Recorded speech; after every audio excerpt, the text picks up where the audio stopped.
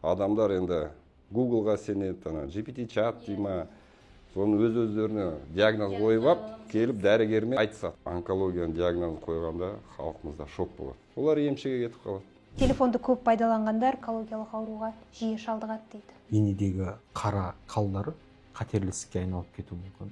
Бала шағасына дейін айтпайды ғой, ана асқынғанша. Шетелдік мамандарға не себепті көбірек сенім білдіріп жатыр? Қазақстандықтар сол жерге барып марқұм болып кеткен. Өкінішке орай оны айту керек. Емге жарамайтын дәрежедегі науқастарды олар өздеріне шақырып, өйткені оның бәрі ақша. Қарапайым халық білмейді ғой бұның арттарында қандай да бір бизнес жатқанын. Өзбекстан, Қырғызстан, Таджикстан, олар бізге келгісі келеді. Қытайдан келгісі келеді. Қай емханаға тіркелгеніңізді білесіз бе өзіңіз? Мен білмеймін, рас айтайын. Келіп тексерілген үшін құрметтейміз. Біздің Қазақстан Республикасы мына онкологиялық қызмет бойынша алдыңғы қатарда деп есептеуге болады. Сәлем достар, бұл Истан КЗ, мен Гүлнара Мәлік. Бүгін қоғам үшін аса маңызды тақырып онкологиялық аурулар туралы әңгіме қозғайтын боламыз. Жалпы мен үшін де әрбір отбасы үшін, қоғам үшін бұл тақырып өте маңызды деп есептеймін. Сондықтан бүгін біздің студияға мықты дәрігер мамандарды сұхбатқа шақырдық. Бірінші, Алматы облысының оңтүстік өңірі бойынша Алматы өңірлік онкологиялық диспансерінің директоры Олжаев Саяхат Тәуірбекұлы. Одан соң Қазақ онкология және радиология ғылыми зерттеу институтының клиника диагностика бөлімінің басшысы Мәуленов Жақсылық Оразбайұлы. Қош келдіңіздер аға. Қалайсыздар? Көңіл-күйлеріңіз қалай? Шүкір, рахмет. Ең әуелі енді сұрағым, қазақта ауырып ем іздегенше ауырмайтын жол ізде деген сөз бар ғой. Десе де, бірақ біз халық, оның ішінде өзім де бармын, ауырған кезде, соңғы кезде дәрігерге барамыз. Қоғамда қалай қалыптасқан дәрігерге бару мәдениеті деген сияқты? Халқымызда, ол өзіміздің менталитетімізде, ол расында да төмендеу. Бір жағынан біздің қазақ халқымыз ұялатыны бар, ұялмайтын жерде. Әлеуметтік жерде болсын, не болсын, денсаулық, бастық, байлық деп айтып атады да сөзбен. Бірақ бағаламайды өзін. Немқұрайлы қарай ма? Иә. Менің ойымша бақсы балгер деп бірінші сол жаққа қарай жүгіріп кететін сияқты, олай емес пе? Осыдан бір 5 жыл, 7-8 жыл деп айтайықшы. Бақсыға немесе көріпкелдік сондайға қаралу деген ол күнделікті тәжірибенің деңгейінде орын алатын. Алайда қазіргі таңда халықтың аузында дәрігерге бару керек екені уже науқастың беті бері қарап келе жатқан солай байқалады. Сауаттылық көбейіп келе жатыр дейсіздер ғой. Сауаттылық, иә. Онкологияның диагнозын қойғанда халқымызда шок болады. Бірден, онкология десе өлем деген сияқты болады ғой. Приговор болғандай болады да. Ол ондай емес. Енді статистикамен айта берсек, қарапайым халық оны қабылдамайды. Ғылыми емес, өзіміздің қарапайым тілмен соны жеткізейік деп келіп отырмыз. Және сіздің сұрағыңыз әлі басынан кетпей тұрды, скринингті өтіп апты. Оған диагноз қойғанда предрак деген. Әлі жетпеген. Олар емшіге кетіп қалады. Түсініп отырсыз ба? Сенбейді. Өйткені миында сынық қалған, пышақ тисе анау өркендеп кетеді, асқынып кетеді деген. Сөйтіп, сондай жеңіл жолдар іздейді. Дәрігерге бармай, біздің халық жаңағы тегін очередь дейді жаңағы. Соған қимылдағысы келмейді. Мен айтайын деген, олар қорықпау керек. Бізге келген адамдарды келіп тексерілген үшін құрметтейміз. Адамдар енді Google-ға сенеді, GPT чат дейма, соны өз-өздеріне диагноз қойып ап, келіп дәрігермен айтысады. Қазақтар бізде өкінішке орай ішінде сақтайды. Бала шағасына дейін айтпайды ғой, ана асқынғанша. Ауырғанын білдірмейді. Ауырғанын білдіртпей, ой өтеді, нетеді деп, сөйтіп асқындырып, жанына батқанда бірақ келеді. Халықтың арасында осы онкология ауруына қатысты тараған мынандай дүниелер бар. Маман ретінде жауап берсеңіздер, иә? Онкология бұл тұқым қуалайтын ауру. Енді түрі бар да, кейбіреулері рас бар. Оны жаңағы молекулярлық генетикалық зерттеумен анықтауға болады. Бұрын нақты тұқым қуалайды дейтінбіз. Бірақ оның артында мағынасында туған туыстарды тексерілсін деген мақсат болған, жеткізбеу үшін. Тұқым қуатын да бар, тұқымға ары қарай таралатын да бар, бірінші болып. Ол жаңағы адамның өмір сүргеніне байланысты. Келесі, онкологиялық есепте тұрған адам міндетті түрде өледі. Жоқ, келіспеймін. Сол дүние жүзінде 8, 10, 15%-ға дейін болады, бірақ жаңағы асқынған, жаңағы өз-өзіне сенбеген, дәрігермен тіл таба алмағандар оймен. Енді ондай түрлер бар ісіктердің өкінішке орай. Қоса осы жерде айтайын, былайша орыстар айтады, живой пример дейді ғой. Менің анам 91 жыл жатыр мойнының қатерлі ісігімен ауырған. Ол кезде біз Семей қаласында тұратын едік. Ол жерде ота жасалынды, сәулелік ем алды, және де химиотерапия да алды. Бүгінгі таңда қасымда бәрі жақсы. Демек бұл өлек деген сенуге болмайды дейсіз ғой. Одан кейін жаңа маған айтқаны, телефонды көп пайдаланғандар, көп жоғары вольтты станцияда тұратындар жаңағы осы онкологиялық ауруға жиі шалдығады дейді. Енді ондай нақты не жоқ. Мысалы, мына телефон шығаратындар, фирмалар бір-біріңмен сондай біз, жертвы рекламы дейді ғой. Чехолдар, өткізу үшін ғой. Түсініп отырсыз. Оны нақты физиктарды жеткізе алмай отыр. Мынандай вольт, мынандай ампер нетіп жатыр деген. Мына чехол сені аурудан сақтайды деген сияқты. Мысалы, мына чехолды алсаң, сенде жақсырақ болады деген. Экран ана пленканы жауып тұрсаң, сондай. Көп күнге кию қатерлі ісікке алып келеді. Ол бар. Ол рас бар. Өйткені ультра дыбыстық сәулелер, күлгін ақшыл адамдарға, қазақтарға, мысалы, жәке, ол группа рискаға кіреді, ақшыл. Қара маған ол әсер етпейтін. Терінің қатерлі ісіктерінің ішіндегі базалиома деген түрі болады, және де меланома деген түрі. Меланома деген мынау қалдардан пайда болады. Денедегі қара қалдары, қара түсті қалдардың сол мына ультракүлгін сәуленің арқасында осы жаңағыдай воздействие дейді ғой, сол болғаннан кейін ол қатерлі ісікке айналып кетуі мүмкін. Бірақ ол қатерлі ісіктің ішіндегі ең ауыр түрлерінің бірі болып саналады, меланома деген ауру. Сол себептен күнге шыққан кезде, жалпы загар алған кезде, сол жердегі қалдарыңыз болса, оны жауып қойып, пластырмен жауып, жаңағыдай сол загораться ету. Менде сұрақ барған болған, сол мен қал дегендер сол қатерлі ісікке алып келеді деген. Оны одан бөлек жалпы оның арнайы мамандарына барып кеңес алған негізі онкодерматологтарға. Кремдер бар ғой. Соның ішінде де сөйтіп шығады. Ана кремді жақсам, жаңағы терінің ісігі болады деп адам сенеді ғой. Енді оның барлығына сенбес үшін, мысалға мен сол жарнамаларға, жаңағыдай жақсы жылтыр нәрселерге қызығатын адам ретінде не істеуім керек? Онкологиялық аурудың алдын алу үшін сізге дұрыс тамақтану, жалпы айтқан кезде фастфуд өнімдерді қолданудан кішкене нетіңіз, салауатты өмір салтын, спортпен айналысуыңыз керек, және де одан кейін мынау жыл сайын жалпы жергілікті қай емханаға тіркелгеніңізді білесіз бе өзіңіз? Сол емханаңызға барып, міне сол емханаңызға барып профилактикалық тексеруден өтуіңіз керек. Қабынулардың түрлері бар. Жатыр мойнының қабынуы, асқазанның қабынуы, язва, гастрит дейміз деген сияқты сондай терідегі шыққан басқа да тағысын тағы сондай нәрселердің барлығы соңында онкологиялық ауруға әкеледі.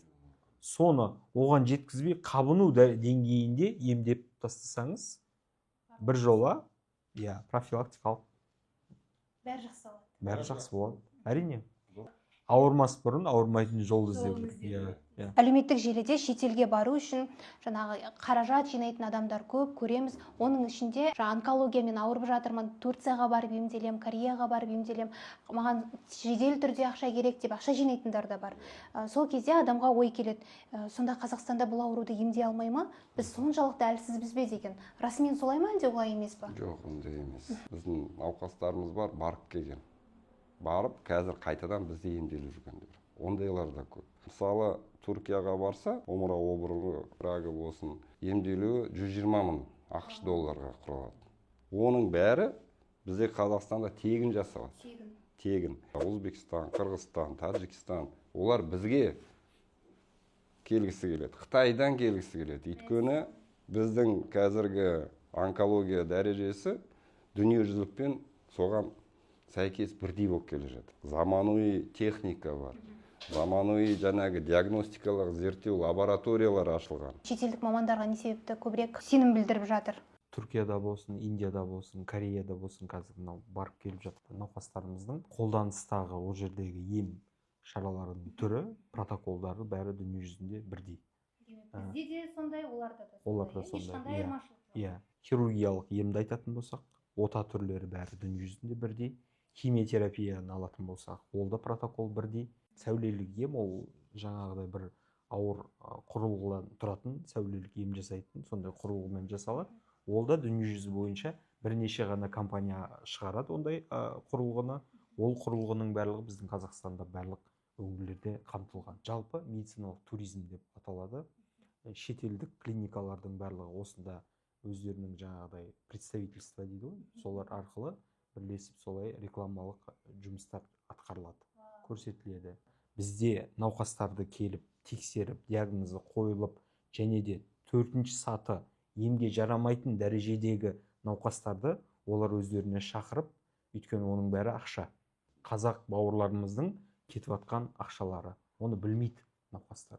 Ол жерге барады, ешқандай результаттар болмай, жаңағы емін жасайды, сәулелік емін жасайды, химиясын жасайды, бірақ ол 4-ші дәрежеге асқынып кеткен ауру, оның емделу жолы да өте қиын, кейбір жағдайларда мүмкін емес. Сол себептен соны олар пайдалана отырып, сондай нәрселермен де айналысады. Жалпы ерте кезеңдегі анықталған онкологиялық науқастар бар, сырқаттар ол жерге барып емделіп атқан, ондай нәтижеге біздің мамандарда қол жеткізе алады. Қарапайым халық білмейді ғой, бұның арттарында қандай да бір бизнес жатқанын, жылтыраған жарнама екендігін. 4 саға барсам бір емделіп кетем, жазылып кетем деген үміт қой. Қоса айта кететін нәрсе бар. Бірінші кезде барған кездегі жаңа қолданылған қаржыларын жаратады, одан кейін қаржылар біткен жағдайда кейбіреулер осында қайтып келеді. Салыстырмалы түрде келіп біздегі емді көреді, дәл осы емнің бәрі осында бар екен ғой деп көз жеткізіп жатқан жағдайлар да бар. Сол себептен бұл оның барлығы медициналық туризм деп аталады. Қандай ақша бұл жерде? Шетелде бұл медицинаны не ғой, бизнес қой, таза бизнес. 245 мыңнан жоғары адам тіркеліп тұр. Оның ішінде мен сізге айтайын, 180 мыңы бұлар жазылған. Айтуға қорқады, көз тиеді деген бар. Көз тиеді деп түспейді, жазылып кетсем, соны жаңағы науқастар айта алмай отырады оны. Қорқады. Ондай да бар. Бірақ мен өте сенімдімін. Қазіргі біздің жас мамандарымыз, мемлекет оларды шетелге барып, үйретіп, оқытып, жаңағы операция болсын, химиотерапия болсын, сәуле емі болсын. Турция, Германия, Франция, Россия, Корея, Индияға дейін барып, олар оқып кеп, соны мына жерде енгізіп жатыр. Соны шет азаматтар, әріптестеріміз съезға келгенде таңғалып, көріп, қалай халыққа тегін емдеуге болады деп. Аға, енді сіздер келеді дегеннен кейін мен халықтан не себепті сенбейді деген сияқтылар сұрадым. Әсіресе маған айтты да, Қазақстанда химия алу тегін дейді, бірақ оны күту өте қиын дейді. Сол қиын болғандықтан біз жаңағы шетелге барып ем алуға кетеміз дейді. Соның соңына өлімге әкеледі деген сияқты. Расымен күту қиын ба? Әрбір азаматтың, әрбір науқастың диагноз қойғанда персональды болады. Кейбір азаматтар бұрынғы қалыптасқандай гистологияны ұзақ күтеміз деп шығады. Шетелде де солай болады. Ол жерде одан да ұзақ болуы мүмкін. Ол неге десеңіз, қазір әрбір ісікке адамның бірдей-бір ісік болуы мүмкін. Түрі де бәрі. Бірақ біреуге иммунотерапия жақсы, біреуге таргетный. Соған жаңағы 20 күн зерттеу болады. Қайсы дұрыс нәтижесін береді деп. Соны көбісі күткісі келмейді. Олар оны ойлайды, біздің қазақтар жаңа айтып отырмыз, лабораторияда Қазақстандағылар әдей созып отыр, шыдамсыз жетпейді. Негізі көбісі соны алып, емін еткендер, жаңа мен статистикасын айтып бердім сізге. Жазылып кетіп отыр. Шетелге барса да күтеді. Шетелге де барса. Олар ойлайды ғой, шетелге барсам күтпеймін, барлығы мені алақанына салып күтіп алып, барсам жазылып кетемін, емделіп кетемін. Мына жерде көбісі айтпайды, қаншама біздің қазақстандықтар сол жерге барып марқұм болып кеткен. Өкінішке орай оны айту керек. Барып алып, сосын оны әкеле алмай жүретінді болды. Жақында ғана жаңалықтардан шықты. шетелге барып, емделуге барып, сол жақтан қайтыс болып, енді қайта алмай жатыр екен. Оларға мына жақта біздің қазақстандықтар айтқан ғой, жаңағы спецлечение дейді ғой, емге жарамайды. Енді бұл паллиативті ем жасау керек деп. Жоқ, олар ар жаққа ақшасын жинап, барады. Ол жерде жаңағы ақша төленгеннен кейін емін жасайды. Одан сайын науқасымыз қалғанда шамалы болса да өмір сүріп жүруші еді.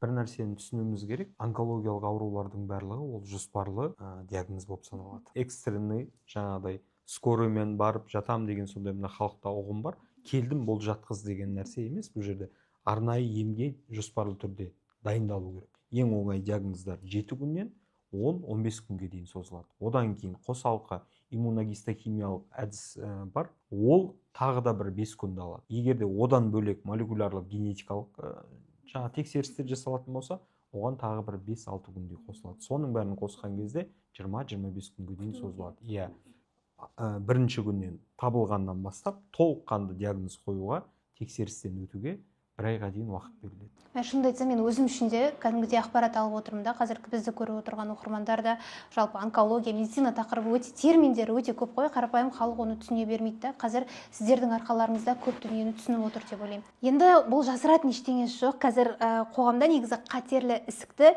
тек Астана мен Алматы қаласында ғана жақсы емдейді деп есептейді. Ал қалған өңірлерде медицина жақсы дамымаған, ол жақта жаңа құрылғылар жоқ, дәрігерлер әлсіз деген сияқты түсінік бар. Расымен солай ма? Өңірдегі науқастар бірінші дәрігерге келген кезде ол өзінің туысқандарымен, ағайындарымен сөйлеседі, талқылайды осы диагноз бойынша. Сосын туысқандарының біреуі айтады, ең мықты ғылыми зерттеу институты деген сияқты сондай мамандар қайда отыр дейді. Сосын сұрастырады, сөйтіп сонымен Алматы, Астанаға барам дейді. Сіз науқасты қабылдағанда, сіз оның ішіне кіріп кету керексіз, досы болу керексіз, ол сізге сену керек. Науқас дәрігерге сенгенде 50% емнің жақсы нәтижесін береді. Сол кезде ол досы болып кетеді, ем де жеңіл өтеді, науқастар дәрігерлермен туыс болып кетеді. Мен де енді өз немен айтып отырмын, талай науқастарым әлі күнге дейін араласып, уже немерелі болып, балаларына келеді, сөйтіп. Бірақ олар танығаннан кейін өз туыстарын, таныстарын нетсе, басқа өнерден де болса да әкеп консультацияға келеді. Сол кезде біз оны айтамыз. Ол жақта да дәрігерлер мықты, жақсы мамандар бар. Сіз оларға сеніңіздер деп. Денсаулық сақтау министрлігі және біздің үкімет өңірлерге жасаған жетістіктерін айта кету керек. Бұл жерде компьютерлік томография, МРТ дейсіз ба, сәулелік ем, линейный ускоритель, УЗИ аппараттары қаншама. Одан бөлек дәрігерлерді оқыту қарастырылған шетелде. Соның барлығы жұмыс жасалынып жатыр. Айта кететін болсақ, 30 миллиард теңгеден астам, мысалы, былтырғы жылы және осы жыл, келесі жылда осы қарастырылып жасалынып жатыр. Мысалы, мен істеген бір онкологиялық орталықта оңтүстік өңірде. Ол жердегі сол бір жылдың ішінде ол жерде КТ, МРТ, эндоскопиялық құрылғылар және де солардың барлығы. Одан бөлек дейтін болсаңыз, жаңағы скрининг бағдарламасының бәрін орталықтандырылып, онкологиялық орталық арқылы жасалатын қылып, сол осы бағытта да жұмыстар атқарылып жатыр. Және де, мысалы, бір өңірдің дәрігерлері, 15 дәрігер бір мезетте шетелге, Түркияда, Германияда, Ресейде тәжірибеден өтіп келіп, күнделікті тәжірибеге сол көріп келген нелерін енгізіп жатыр. Демек, жаңағы Астана мен Алматы қаласында ғана мықты мамандар, өңірде мықты маман жоқ деген бұл қате ұғым. Өңірлерде де жақсы дамып, жаңағы денсаулық сақтау біздің министерствомыз әрбір өнерден жинап жібереді. Демек, өңірде ауырып жатқандарға қорқудың қажеті жоқ дейсіз ғой. Демек, бұрынғы сол құрылғылар ескілері жаңартылып жатыр. Жаңартылып жатыр. Әрбір аймақта фельдшерский пункт дейді, жаңа кішкентай 1000-2000 ауылдарға жаңағы жылжымалы комплекс барып, оны тексереді. Қазір қатерлі ісікті ерте анықтауға арналған қандай скринингтің түрлері бар негізінен? Неліктен дәл осы скринингтің түрлері таңдалған? Безнің скринингі, шатыр мойын скринингі, тік ішек скринингтары. Осы 3 скринингтан өте көп науқас ауырады. Дүние жүзіндегі дәлелдеген медицина деген бар, содан санап нақты осы жастарда өту керек деген. Соның өзінде келмейді ғой. 2 жылдан кейін тағы келу керек кезде келмей қалады. Немесе 5 жылдан кейін келу керек кезде келмей қалады. Енді жаның ашиды, бірақ ондай бар. Бұны мен сізден сұрайыншы, кешірім сұрайын. Мен аға, сіз менен не сұрайын деп тұрғаныңызды өткен жоқпын аға. Жоқ, сіз емес. Сіздің мына туған туыстарыңыз біреу өтті ме? Айтқым келіп тұрған жоқпын. Өткен жоқпын, өту керек деп те ойлаған жоқпын. Қазір менің жақындарым, ата-анам өтті ме, мен оны білмеймін. Оны білу керек. Бағанада айттым ғой, жаңағы ауруын жасырған өледі дедім. Вот. Оның ішінде өзім де бармын дедім. Басым ауырса жазылып кетеді ғой деп. Шайымды ішіп аламын өсіппен. Бір ұйықтап тұрамын, сонымен жүре беремін. Сол дұрыстап, жаңағы ол режим дейді ғой. Иә, дұрыс айтады. Мен келісемін. Ол тек қана сіз емес, мына жерде міне жас нелер бар, иә, бауырларымыз. Ол ондай нәрсеге көңіл аудармайды адам. Инстаграм, Фейсбук, бір ай оны жаңағы жарнама беріліп атады. Ең қызығы. Ол не үшін беріліп атады? Біз оны сенбі күндері өткіземіз. Білесіз бе, міне қазір біздің бағдарлама бар, таза Қазақстан сенбіліктер. Бізде онкологияда жаңағы әрбір неге сенбілігі болады. Сол кезде бір ай беріледі. Келген адамдарды көрсеңіз ғой. Өте аз. Олқылықтың орнын толтыру керек дейсіз ғой. Оны бір өзімізден де бастау керек қой негізі. Иә. Соны сізге енді мына журналист ретінде саған тапсырма десеңші. Құлағыңызға сырға деймін. Келсін. Менен бастайық, менен кейін бізді көріп отырған, бізге қазір пікір жазып отырған барлық адамдар барады деп сенемін. Операторға да бір ескертіп қояйық, ол да барсын. Ол да әке-шешесіне айтса, туған көршілер, туыстарға. Осылайша басталады дейсіз. Басталады. Енді даулы мәселелер туралы айтып жатырық қой. Дәрі-дәрмекке қатысты да көбіне айтылатын дүниелер бар да. Мемлекеттен берілетін препараттар арзан, оның қуаты жоқ деген сияқты ақпараттар жоқ емес. Осы туралы не айтасыздар? Ол да жаңағы біздің миф дейді ма? Миф па? Иә. Шетелге барады, қымбат жерге. Олар басынан бастап емес, арзан дәріден емес. Енді ол білет қайтып келмейтін. Бірден қымбат дәрін жазып. Ондай да науқастарымыз бар, келет, сол дәріні алып бер дейді. Арзаннан бастап, жаңағы әсерін көрсететін дәрілер, ол бізде бәрі толықты бар. Бірақ жаңағыны естіп, доктор Google деген бар, бәрі ондайда чат GPT қазір, соларға кіріп, оның бәрі фарм фирмалардың маркетинг рекламасы. Кореяда өзім барғам, талай рет, өз көзімен көргім. Кореядан әкелетін дәрі, Турциядан әкелетін дәрі, олардың бәрі дженерик. Ана жақта олар жеңіл, жақсы, әдемі упаковка дейді. Бірақ действующий несі аздау. Оны білмейді. Жақсы перенес науқас. Ой, анау жеңіл болды, таза деп шығады. Әйтеуір жақсы нәрсе болса, соған сенбейді. Жаман болса, соған сенеді. Мынандай жағдайларда болды. Біздің қазақстандық протоколда жоқ дәрілерді келіп маған сатып алып берді. Иә. Жалпы бұл жерде мынандай бір екі нәрсе бар да. Адам өзі шетелге барады да ақша, еркін түрде ақша төлейді. Мына жаққа келеді да маған тегіннен алып бер деп жаңағыдай. Бұл деген өкіметке біздің Қазақстан Республикасы мына айналамыздағы ТМД мемлекеттердің ішіндегі онкологиялық қызмет бойынша жалпы Қазақстанның медицинасы алдыңғы қатарда деп есептеуге болады. Бізде айтады ғой аға, бізде медицина дамымаған ең соңғы орында. Қазақстан медицинаға сенбеу керек деп айтады. Егер де медицинаға жұмсалып жатқан қаражат қаншама алып беріліп жатқан, тегін алып беріліп жатқан дәрі-дәрмектерге қарайтын болсақ, ондай мүмкіншілік ТМД елдерінде жоқ. Мысалы қасымыздағы Өзбекстан, мына жақта Әзербайжан, ол жердегінің барлығы ақылы түрде. Мемлекет енді бір базалық түрде жаңағы кем-кетік нелерді тегін қамтамасыз етіледі, бірақ қалған нәрсенің барлығы ол ақылы түрде. Бізде мына 100% қамту деген, және де ол аз десеңіз, мынау Шымкент басқа қаладан мынау Астанаға жаңа жоғары технологиялық оталарға бірдемеге емге барып келгенде соның жол кіресін де төлеп береді жергілікті атқарушы органдар. Ондай нәрсе жоқ басқа жерде. Сол дәріні келіп айтады, міндет қылады, алып бер дейді, бірақ бізде Қазақстанның протоколы бар. Сол протокол бойынша соған сәйкес қандай дәрілер қарастырылған, кепілдендірілген тегін медициналық көмектің ішіндегі қарастырылған дәрі-дәрмектерді міндетті түрде біз оның бәрін алып береміз. Өздеріңізге белгілі Самұрық Қазына фармация компаниясы бізге дәрі-дәрмектерді тасымалдайды және алып береді. Қазіргі таңда қандай препараттар сатып алынады негізінен? Олардың сапасы қалай өзгереді негізі? Препараттардың саны өте көп. Жалпы оларды жаңағы қабылдаған кезде толық жазылып кету мүмкіндігі бар ма негізінен? Әрине бар. Әрине бар.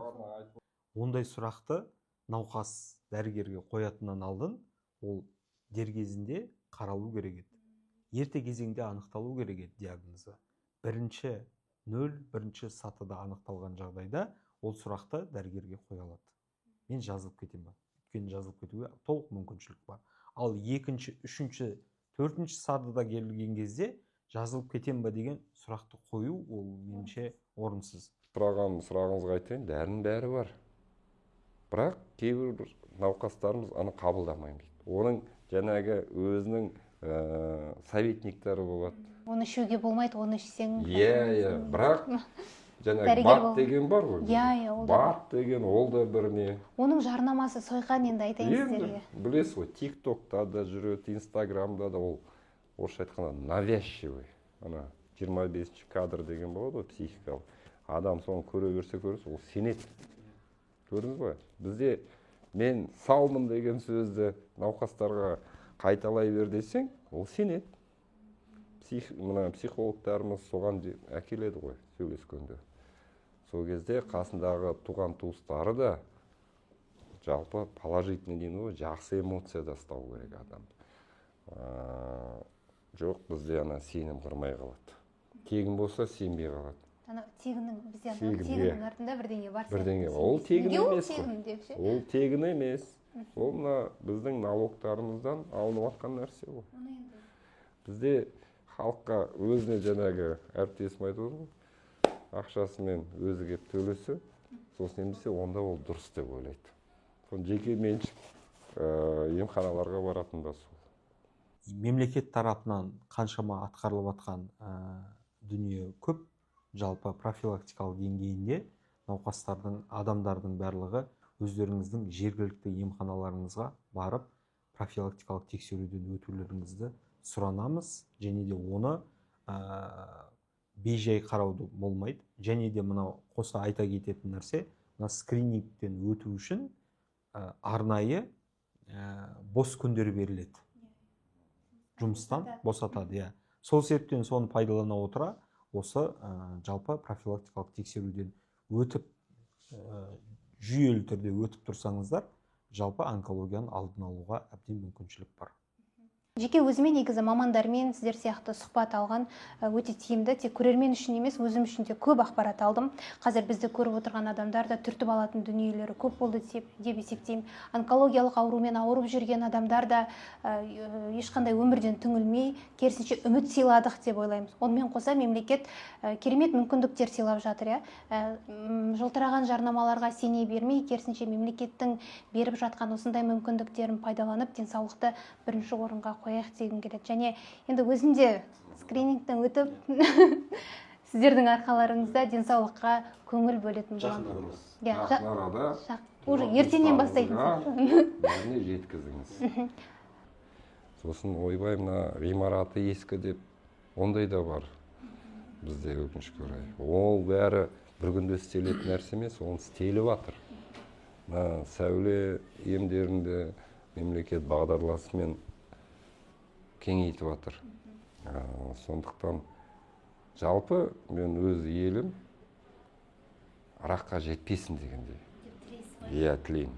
Жаңағы Жаке айтқандай скринингті өтіп, ашық күндерге барып, алдын ала раққа жетпейтін ісіктер болсын, жаңағы хроникалық аурулар болсын, соның бәрін уақытында емдеу керек. Сол кезде онкологияға жетпесе, біз тек қана қуанамыз. халқымыз үлкейіп, күшейіп, гүлдене береді. Жасырақ. Жатқан жоқ, жазылып жатқан адамдардың қатары одан да көбірек екенін аңғарып жатырмыз. Сұхбаттарыңызға үлкен рахмет. Құрметті көрермендер, пікір жазыңыздар, лайк қойыңыздар, біз міндетті түрде оқимыз. Аман сау болыңыздар.